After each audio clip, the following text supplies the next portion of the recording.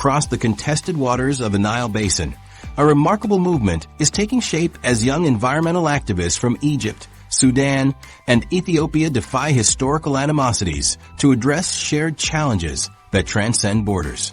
They're tackling what many of their elders have failed to resolve: how to manage a river that belongs to everyone and no one. At a monitoring station near the Blue Nile Falls, Leila Ibrahim checks water quality readings and uploads the data to a shared platform accessible to partners hundreds of miles downstream. The 26-year-old Ethiopian biologist coordinates with counterparts in Sudan and Egypt as part of the Nile Youth Conservation Network, a grassroots initiative with monitoring posts at 20 strategic points along the river's course.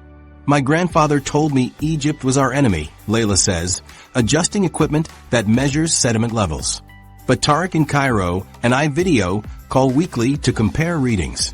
We're speaking the same language, the language of science and shared concern. The network began 3 years ago when university students from the 3 nations met at a regional climate conference.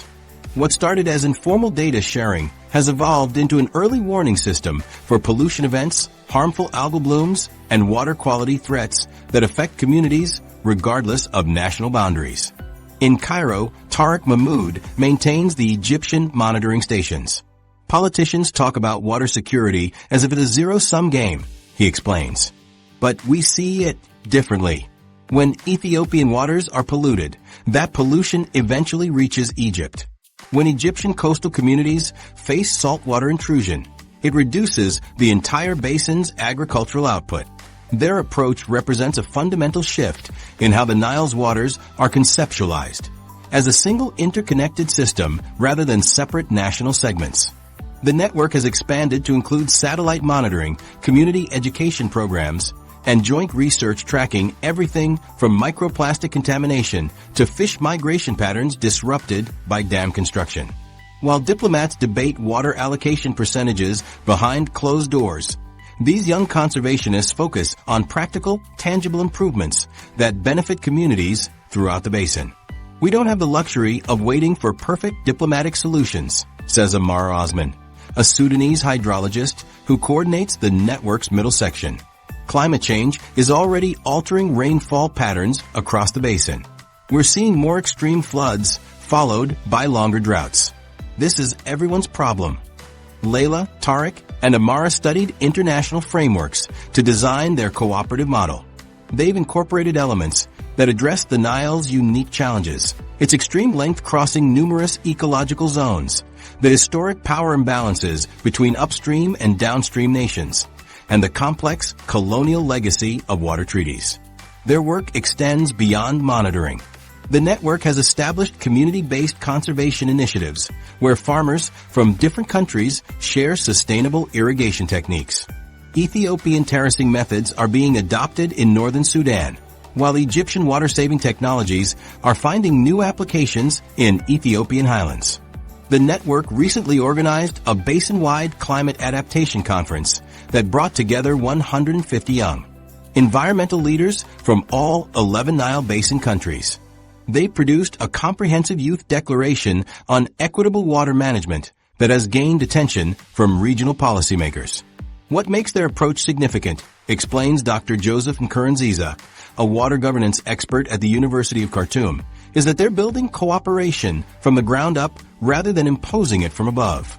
They're creating shared identity around the river that transcends national identity. This emerging sense of Nile citizenship could provide a foundation for more formal cooperative frameworks.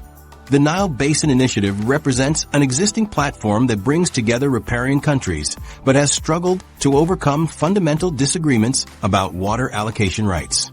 We're demonstrating what cooperation looks like in practice, says Tarek.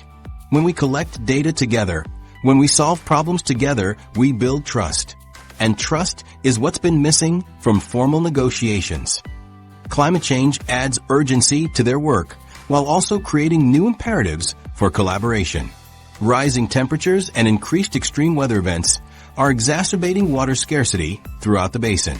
Yet these shared threats highlight the need for joint solutions. The climate crisis makes cooperation essential, explains Amara. Our monitoring network has already helped communities prepare for floods and manage water resources during droughts. When we share information across borders, everyone benefits. The network's efforts are gaining institutional support.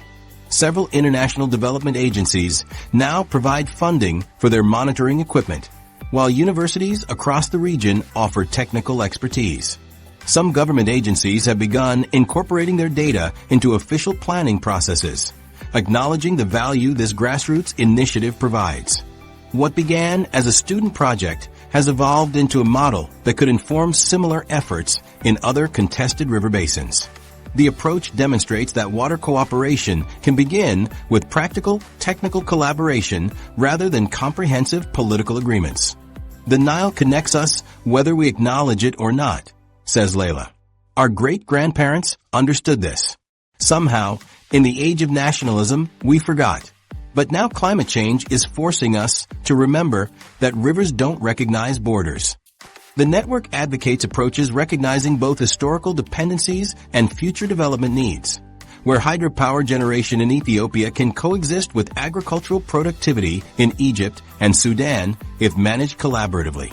Their proposal for a joint development fund would channel percentage of benefits from all major Nile infrastructure projects into basin-wide conservation and adaptation initiatives, shifting from competing over water quantities to cooperating on water quality and watershed health.